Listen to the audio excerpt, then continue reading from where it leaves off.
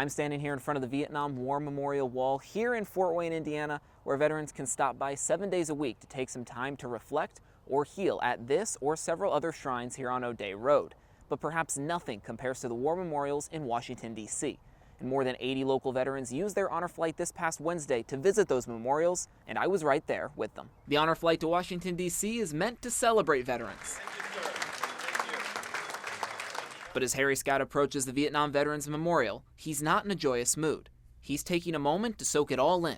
These were his fellow servicemen. Actually, found about 3 names of people I knew on the wall and was looking at them. And there was one name in particular he knew he needed to find. Here's a picture of a gentleman by the name of William Clarence Jennings. I didn't ever meet him, but didn't get a chance to know him.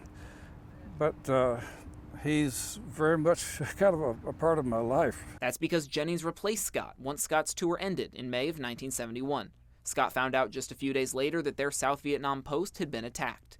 Jennings was dead. If I hadn't gotten those 2 or 3 days early out, I would have been sitting where he was. Right. And that would have been me that would have been blown away instead of him. Scott is grateful his name is not one of the 58,000 there on the wall. And just a quarter mile away, Jerry Sills is taking in names and faces of the Korean War Veterans Memorial. He says his time overseas was relatively calm in Germany, but he's thinking of his childhood friend who went to Korea and didn't get so lucky. People need to be proud of their servicemen. Yeah, definitely. Because it cost a lot to make this country free. Sills says when his ship arrived back in New York after his time in the military, he didn't hang around to go exploring or looking for memorials. He just wanted to be home.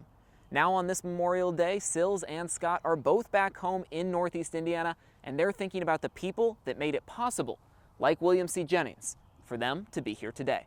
In Fort Wayne, I'm Drew Fry, Fox 55 News.